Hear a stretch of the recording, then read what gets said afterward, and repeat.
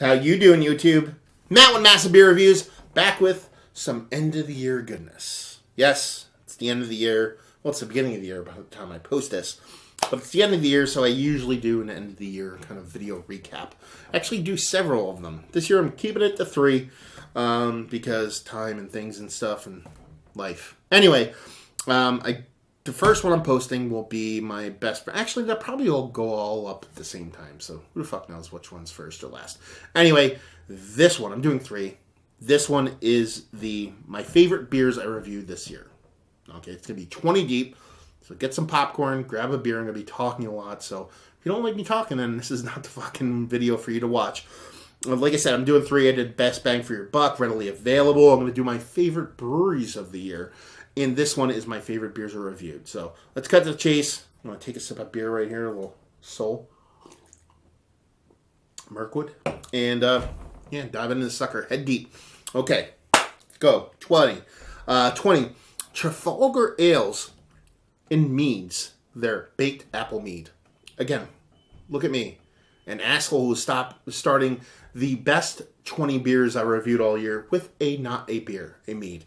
My buddy Joe went to brewery school in Canada. He brought this back. And it was, from Trafalgar. I've had a few of their beers. I'm going up there and hanging out with the Canadian guys, whether it be Joe or Albino or any of the guys up there north. And he brought this one back, and we reviewed it together, and it was absolutely fantastic. The apple and cinnamon popped. It was a beautiful beer, beautiful mead, and just worked for me. So I just remember it loving this. Loving that mead. So I figured, might as well throw it in there. And this is actually the most loosely played list ever. What I basically did was I scrolled through my videos, and one that popped out, I saw one that pop out. I know I'm interrupting already and yammering. I scrolled through and I'd be like, oh, that one. I'd be like, oh, that one. I'd be like, oh, that one. Oh, that one. And then when I counted them up, I had 20. So that's how I made this list. And I went through and kind of rearranged the order on them. So take that for what it's worth. Now, 19, another fucking Canadian beer. A beer you can only get on draft. When I reviewed it, I don't actually know if they're canning it, and that's High Road Brewing's Bromman. It's their basic take on a New England style IPA, and it was absolutely fantastic. Another beer Joe brought back. One of the brewers at Bromman was one of his teachers at the brewery school, and he brought it back for us to review. I believe we either did it on Love Beer Radio or we just did a live review of it, but it was absolutely fantastic. Great beer, juicy all to hell, just made really well, and super impressive that's they only do kegs and they only do small batches of it, and they're producing that beer. So that's definitely in my top 20, obviously because I read it off. Number 19, another Joe beer. Look at this. Joe's bringing all these good beers in my world, and it's Yellow Belly Brewing from overseas is their Castaway Sour. We did this one. We did a bunch of live reviews and kind of the middle end of summer region where I was just like, I just want to tape it and edit it. I'm like, just do live ones without just sitting on the couch drinking some beers. And this is one of the ones we did. And it was a bright, prickly, beautiful sour from a brewery I never heard of. The story goes that one of his relatives went overseas. I believe it might have been his mom. And probably his mom and dad, and while over there, one of his cousins was like, okay, I know Joe's into beer, and gave him a 6-pack to come back with. We did all those beers, actually, I believe, in a review, and this is the one that kind of stood out. It was absolutely fantastic. Tart, but not overly tart, nice sweetness to it. It was just really bright, prickly, and just kind of stuck in my mind to where when I scrolled past it, like I said, it just kind of oh, that one has to be on the list. Let's see, number 17. Noda and Nightship Brewing, a little collaboration. This is their Stop, Collaborate, and Glisten. That beer I freaking enjoyed. It was a weird one, too, because what happened is I actually had that beer in line while waiting for a Soul release, actually. Soul releases are, what was that? What's the name of that thing? Anyway, I was trying to think of something funny, and I had it in a Soul release. Basically, people share Sodom and Gomorrah. That's what I was thinking of. People share tons of beers at those releases, and it was just kind of thrown in a mix while I was doing a bunch of beers, and I went, wow, that's kind of good. But, I had double IPA, stout, barrel-aged stout, this beer, and then barrel-aged stout, and it was kind of got lost in the shuffle. And I thought it was good, but it was quick succession. Things were fired super fast. And I'm getting a can of it 2 weeks later I reviewed it with my buddy Brad, and we both absolutely loved it. It was a Belgian golden ale, but definitely on the kind of soury tart side, but it had this nice wine barrel character to it, this Chardonnay wine barrel character that just kind of exploded out of the beer and just made it work. It was exploded, but yet balanced to the point where I just absolutely loved it to no end. And again, scrolling through, I'm like, man, I really love that beer. The funny thing is, I don't look up anything about beers while I'm doing them. But before or during them, but afterwards I will go and look at stuff. And I don't think that one got well received by a lot of people, but I really enjoyed it. So anyway, love that sucker. Let's see, number 16, Soul Artisan Ales, Simcoe Nerd. Yeah, love Simcoe Nerd. It's funny. It's a Simcoe based. I believe it's on the cusp of an Imperial IPA. Their Turbo Nerd series was their kind of kick off that series. And then what they did was, it was just a big Imperial. I don't want to say big. I think it was 7-8. I could be wrong. But it was a kickoff of that series, and they started doing variants on it. They did, Citra Nerd, and they did Simcoe Nerd. Then I don't know if they did other nerds. I know they did another one. I forget what it is. Anyway, I know they re-released Turbo Nerd. But that's the one that really did it for me. I was the luckiest one ever with that beer, because at that time I was doing a radio show that I used to do on Sundays locally, and then we had Joe on the radio show, and he brought beer, and he brought a case of it, and I ended up going home with a good portion of that case. So I had Simcoe Nerd for days, and it wasn't so much that I had all that beer, just, Simcoe's my jam, and the way it was balanced, the way it was done, the way it was carbonated. It just really worked for me. So I had to include Soul in this list. I did feel a little bit of pressure, not from anybody but myself, because I did enjoy a lot of their beers. So you might feel a slight touch of home cooking on that one, but it's well deserved. Let's put it that way. If anybody had that beer, they would say, okay, that deserves it on the spot. Let's see, number 15, Sierra Nevada Brewings Jack and Ken's 30th anniversary American barley wine, barrel aged 2010 version, obviously, because it was their 30th anniversary. They came out with that beer on their anniversary, and never had it. And I'm not a big Sierra Nevada guy. And I went to a local bar of mine, Backyard Ale House, Scranton, PA. Stop by there if you ever want some beers. Awesome place. Anyway, I ended up going there, and actually was meeting friends. Firework just went off, so Mika's going to bark, so excuse that. I went there and met some friends, and they brought beer they just traveled. And I was working, I didn't have beer to bring, so I was like, fuck, man, I need to bring something to the table. And I just kind of looked at their age selection. I was like, let me just grab this. And I drank it and immediately took 2 bottles. Next week, took 2 bottles and just started cleaning house.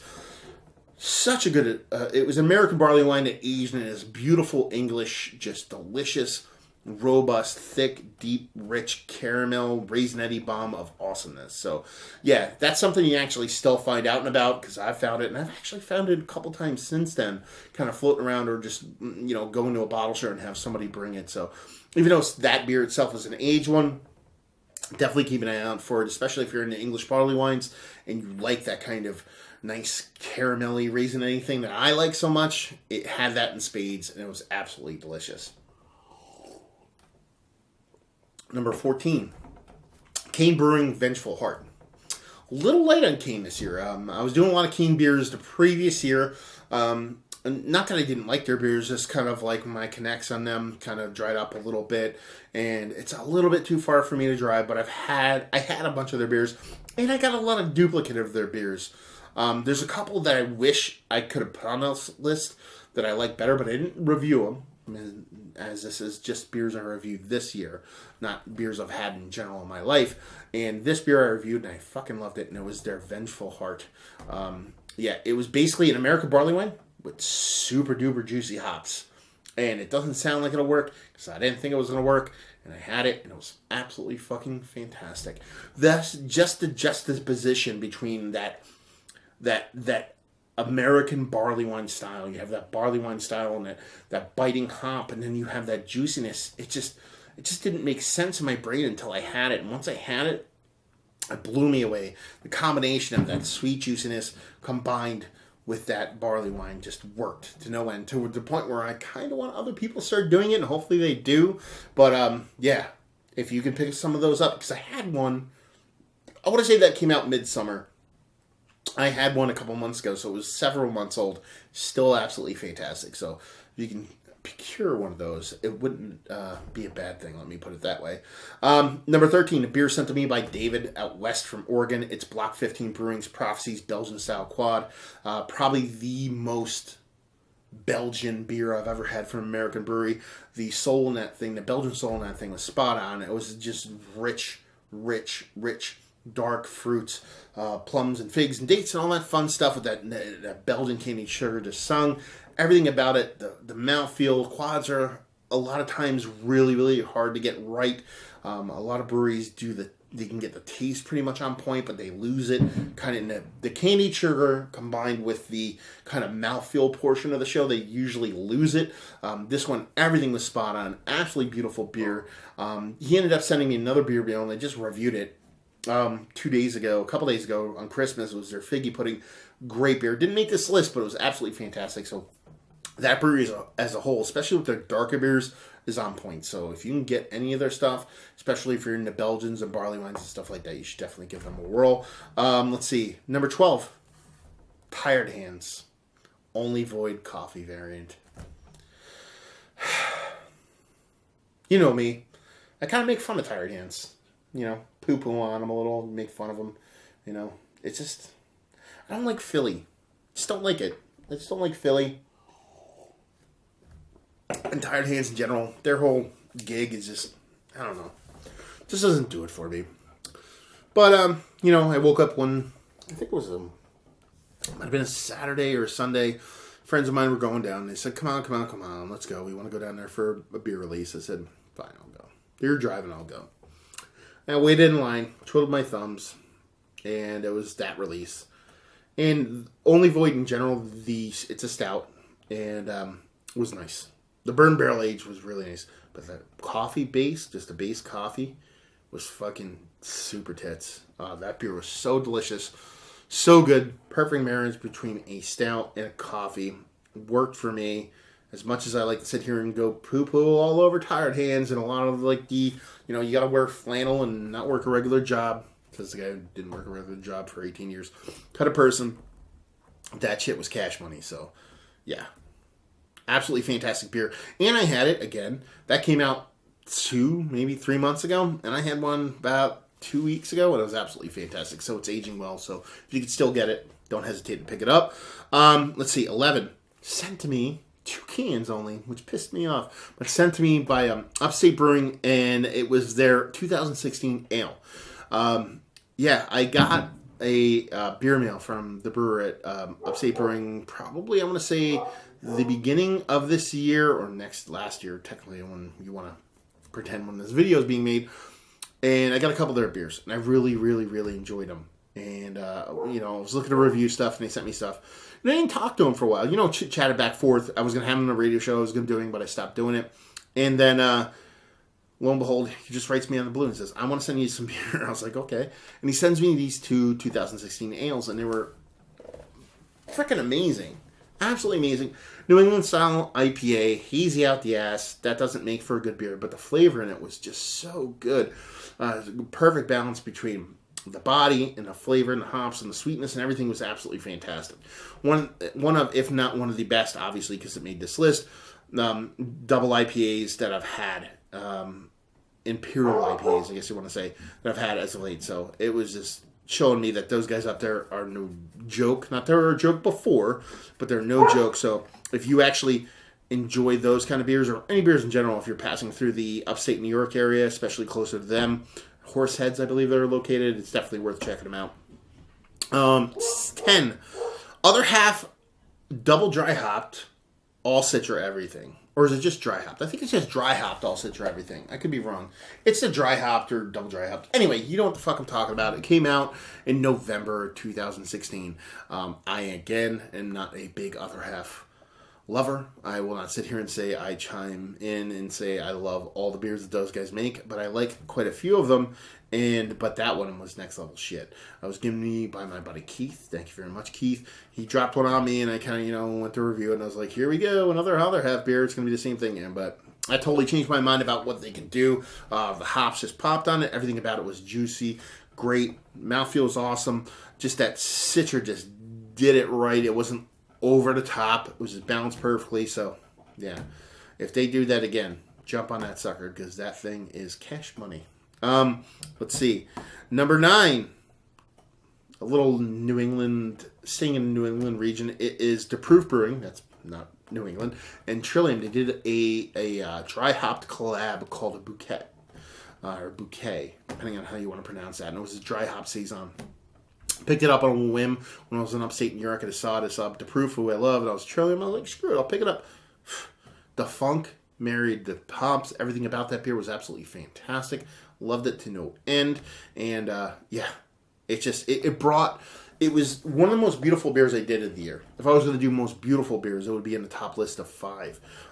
Because what it did was I tasted the proof in that beer and I tasted Trillium in that beer. And that's really hard to do. A lot of breweries just produce beers. And they produce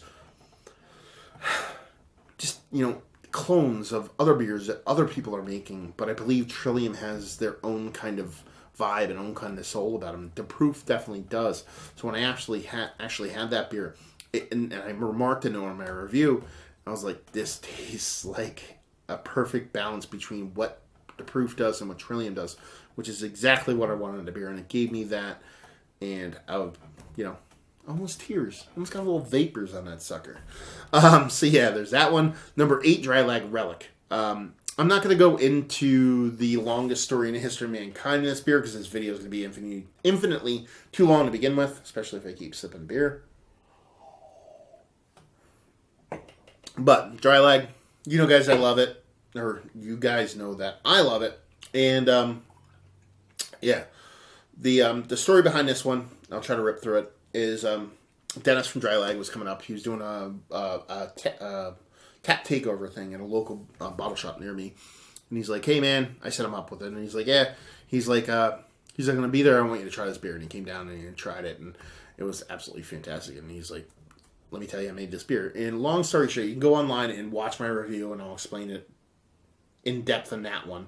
But he basically stripped the wax off a 17th century cabinet and cultivated yeast off it, and created, got the yeast from inside, like 17th century yeast, basically, from back in the day from a cabinet, and use that to make beer. And while that's a gimmick, it's not a gimmick because the beer is that good. So just to get that kind of old school kind of yeast to work in that beer and the kooky things that he does, that beer was absolutely fantastic. So go watch that review because that dude's motherfucking crazy.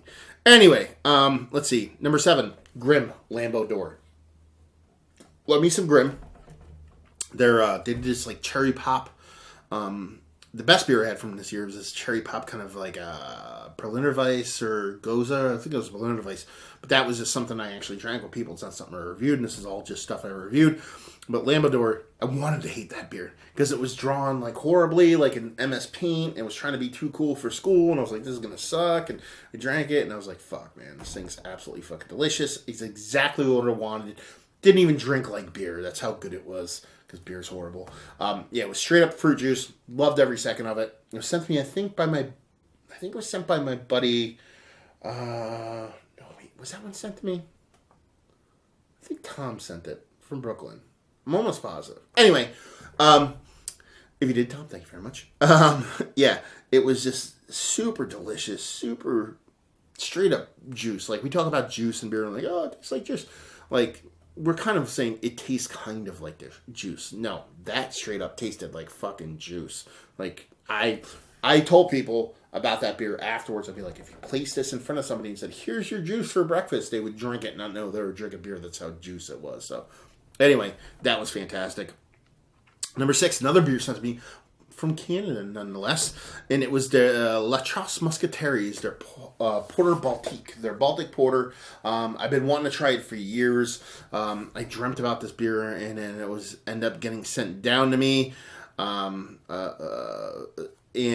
it was everything I thought it would be. It was absolutely fantastic, big, rich, absolutely delicious, just Baltic Porter. I like saying Porter Baltic because it sounds fun. But just the everything about it. It's hard to explain Baltic porters to me, or to you, I guess you would say. Explaining them in general. They're not so much. They're kind of like a stout, but kind of like somewhere between a brown ale and a stout, but in the best parts of the beer. Where I think between a brown ale and a stout. The worst parts are porter. It has this rich, lush robustness of chocolates and cherries and things like that, but it drinks a little bit smaller, a little bit thinner in a good way. It doesn't drink thin, but thinner. And this is just a cream of the crop. Jacob from up in Canada sent it to me. Thank you very much, Jacob. Just wanted to try it for years, and it just cash money. So yeah, that one's on the list. Let's see, number 5. We're going down nitty gritty. Top 5. For number 5, Pelican Brewing's Mother of All Storms. Another beer I wanted to try for forever. Sent to me by David out west again. Just big barrel aged stout. Perfect marriage between the barrel, the wood, the spirit, and the beer itself. Big, huge, dense. I believe it's up in there 15% range. The bottle's probably floating around here somewhere. Let's see, what is it? 14%. Yeah, it's a chugger. Just a big, huge, robust beer, but at the same time, super drinkable, easy across the board. Nothing that's totally like out of left field to the point where you're like, you can't drink this because it's too biting, too rough, too whatever. Just absolutely gentle enough for a bulldozer to make you love it. Let's put it that way.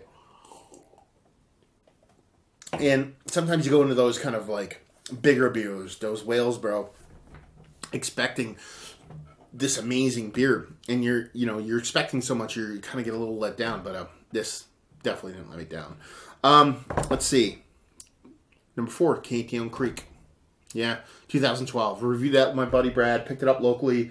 My buddy Dimitri gave it to me, or I bought it off him, but he gave it to me because he gave it to me and I bought it, which is awesome. Either way, just fruit, tart fruit juiciness, fantasticness, a little prickliness, nice kind of brightness to it, even though it is aged, and a nice jamminess to it. It was a review that I did. I think it ended up being like a longer review, like 15 minutes, just because I wanted to just keep talking about the beer and enjoying it. It was just perfectly preserved, perfectly kept, and everything about it, the fruit just sung to no end. And it wasn't overly sour. None of their beers usually get too overly sour for me. It wasn't overly sour, and it just hit me right in those heartstrings, baby. Let's see, number 3, Treehouse. What beer? Double shot. See, that's the thing. You're expecting some fucking Julius or King Julius. No, they're fucking double shot, which is their coffee beer. Their doubled up coffee beer was so good. I don't even know what to fucking say about it. It was a stout and had coffee in it. It was the best coffee stout I ever had in my life. I'm not sure I'll have a better one. Just so good. The beer was so well represented and so well made in that. It was, you get those Imperials again. Can get a little bit heavy-handed with the roastiness, the little bitterness, or even the beer being a little bit too rich or ABV. Nope, not in any case whatsoever. And the coffee was so perfect in it that I just didn't want to end it. It came in like a 16-ounce kind of bottle that, so bummed it wasn't a bomber because I just wanted to double up on that sucker. My favorite Treehouse beer I've ever had, and I hope I have a better one, which means I will have better stuff. But yeah, far and away, it could have been number 1 on here easily. I just had to put it somewhere, and I put it at 3 just to put it there. Let's see, number 2, Two Brothers Bear Tree. It's 2011. It was a mix. It was a wheat wine barley wine mix. This I posted review. I think I actually put it in my best of last year, which is funny because I think I put it in my best one last year, but I posted the video the following year, so it's kind of like on the cusp, I guess you would say. And if I'm repeating myself, I don't care because I still remember how awesome that beer was. Just a marriage between that the wheat wine and the barley wine and the age just struck me to the point where I actually just go back and watch it. I'm just like sitting there and like I don't even know what to say with myself. The softness of the beer combined with the actual robustness of the beer, because it is a barley wine, it is a wheat wine. Just they had this cool kind of fruitiness going on in it, and this is all based off memory. I did not watch this review, and it's been over a year since I've reviewed this beer, and I just remember it being that impactful, and that's why it's on this list. I just scrolled past it. I was like, holy shit! I could not get past how awesome this one was. So yeah, that is something. If you see, I know Two Brothers. Sometimes people are like, oh, Two Brothers, whatever. If you actually walk past their bear tree and see it. And you're like, whatever, pick that shit up. Pick that up, shit. Don't drop that shit. Pick it up and take it home. And if it's not old, age it and let it sit for at least a couple of years. Like I said, the 2011 was cash money for me. I drank it in the end of 2015, beginning of 2016. So give it 5 years and drink it because it would be well worth the wait. And number 1, an IPA. Double IPA. Never thought the days would come when I would put an IPA or double IPA at the top of any list. But this one fucking deserves it. I had it and reviewed it about 2 months ago. And that is Trillium Brewings dialed in with Chardonnay and, I'm going to butcher this, Gewürztraminer juice. Basically, they're both wine. You know what I mean? Wine juices, wine grapes. That's the word. That beer was crazy. I got a 4-pack of it just because a buddy of mine is moving up there, and he lives here, moving up there, and he shuffles back on the weekends. And he's like, do you want anything? And I was like, yeah. And I was just like, yeah, give me a 4-pack of this. And yeah, that shit was amazing. You can go watch my review. It was probably the best beer. Definitely the best beer. I don't want to say best beer I ever had because I can never do that. There's too many different variants of beer out there to do that. But that one, just like the combination of that grape juice, and that's the thing. I don't think it's as, dialed in as a double IPA with grape juice. I don't think it's a wine thing, even though you get a lot of winey notes on it. I think it was more like the juiciness combined with the IPA itself. Absolutely fantastic beer. The like when I made this list, I had a lot of like which one should go here, which one should go there, and I kind of just defaulted that one to one because I was like, yeah, that's the best one I had. It was a month and a half ago. Is that fresh in my mind? Is that why it's so impactful? I don't know, but in general, that one just did it for me. Yeah, it was just so good, and something you can pick up. They do variants of it. They do that dialed in. They do. I don't know if that one I did was like a double or a dry hop version. I think it was just dialed in with the juice, but they do a lot of different variants on them with different grapes and stuff like that. So yeah, up into this day they're doing it. So if you can get some of that shit, get on it because that is straight up, cash money, son. So there you go, top 20. I wonder how long this video is. Felt not super long, but I'm sure it's like 20 minutes. So there you go, top 20 beers I reviewed this year. Again, not beers that I've had all the year. I've had ones that would have made this list if I didn't review them, but those are the ones that stuck out to me that I had this year, that I reviewed this year, and it's a pretty damn nice list if I don't say so myself. So yeah, I super enjoyed reviewing all those. Hopefully you guys enjoyed watching me review them. And moving into next year, I'm sure we're going to have a nice hefty list of new awesomer, is that a word?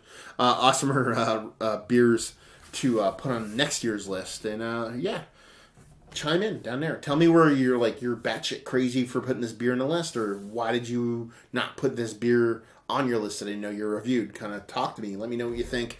Let me know what you think about these beers. Let me know what you think about the reviews in general. Ones I did in the past and ones moving forward.